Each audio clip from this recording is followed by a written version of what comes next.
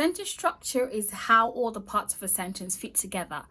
If you want to make advanced and interesting sentences, you just have to first understand how sentence structures work. So today we're going to be looking at 4 sentence structures in the English language and how you can use them appropriately.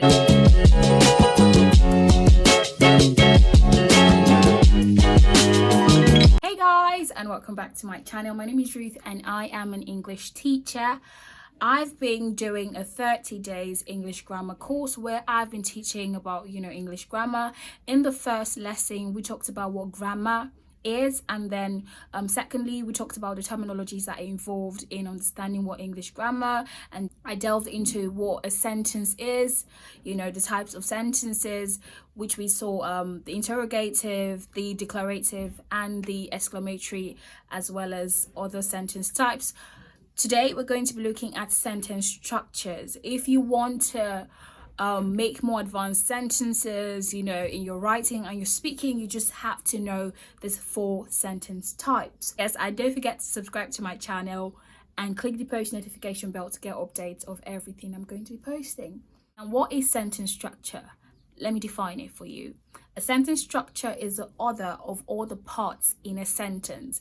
This includes the subject, the predicate, the object, the phrases, the punctuation. So it deals with how they are placed in a sentence, and also sentence structure deals a lot with independent and dependent clauses, how they are arranged in a sentence, how they are placed next to each other, and modify words, as well as the use of proper grammar. Now, every sentence has a verb and a subject. Now, a verb is the action word, while the subject is the noun that is performing the action. Let's look at this sentence example. I'm running. Now, in this example, I'm running is the verb.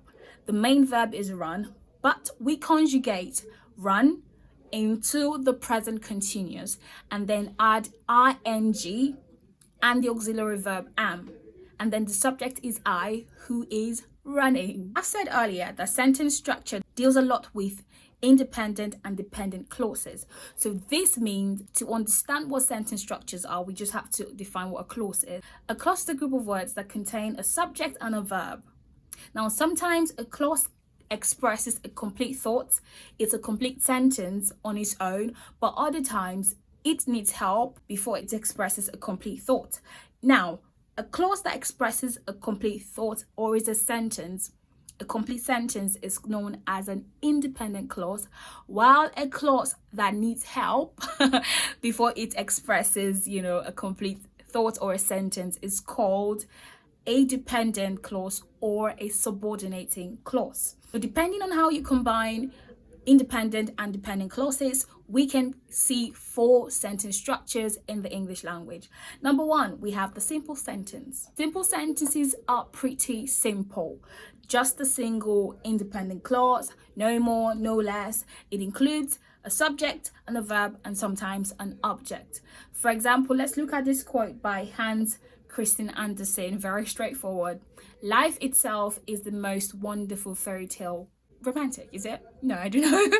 So this sentence is a simple sentence, contains just one independent clause. That will be the most wonderful fairy tale. Number 2, we have the compound sentence. Now, the compound sentence joins 2 or more independent clauses into a single sentence. We can join the independent clauses in a compound sentence in 2 ways. First, by using a comma and a coordinating conjunction. Examples of coordinating conjunctions are for, and, nor, but, or yet, and so.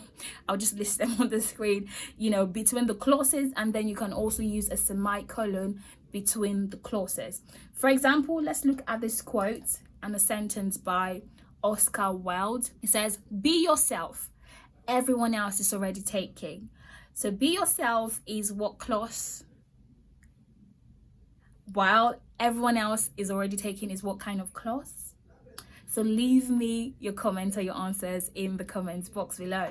So let's move over to number 3, the complex sentence. Now, a complex sentence uses one main independent clause with as many subordinating clauses as it can. Now, while the compound sentence uses coordinating conjunctions to join the clauses together, complex sentences use subordinating conjunctions to join clauses together. Now, subordinating conjunctions are words or phrases that connect the dependent clauses to the independent clauses. It's quite explanatory. So, one thing to note in this complex sentence is this. If the subordinating clause comes first, you have to use a comma before the independent clause. But if the independent clause comes first, you don't need to use a comma at all. Let's look at this African proverb. I love African proverbs. It says, until the lion learns to write, every story will magnify the hunter. That's quite deep. So where is the subordinating clause and where is the independent clause? Remember that you use a comma if the subordinating clause comes first, right? So, until the lion learns to write is the subordinating, while every story will glorify the hunter is the independent clause.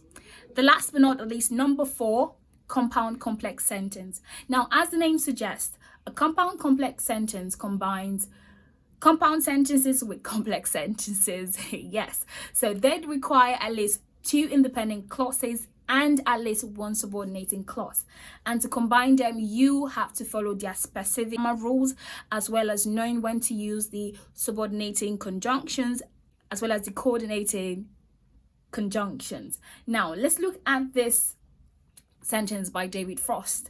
It says, don't aim for success if you want it, just do what you love and believe in and it will come naturally. So this sentence is made up of 2 independent clauses and 1 subordinating clause. In summary, we've seen the 4 sentence structure types, which are the simple sentence made up of 1 independent clause, the compound sentence made up of 2 independent clauses. We've seen the complex sentence made up of 1 independent clause and 1 or more subordinating clause, and the 4th one we saw was the compound complex sentence made up of 2 or more independent clauses and 1 subordinating clause. Okay, so I have an assignment for you. So which of these sentence structures, is most difficult for you, and tell me why, and which one have you been using most often? I think most of my students just use really simple sentences or compound sentences, but you just have to learn to do the hard things, push yourself further, and you will see where the road leads you, and definitely to be to a good place. Don't forget to subscribe to my channel, guys. I've been shouting it for years. Don't forget to subscribe to my channel and click the post notification bell to get updates of every video that I'm going to be posting. Yes, thank you so much, and I'll see you in my next video. Bye, guys.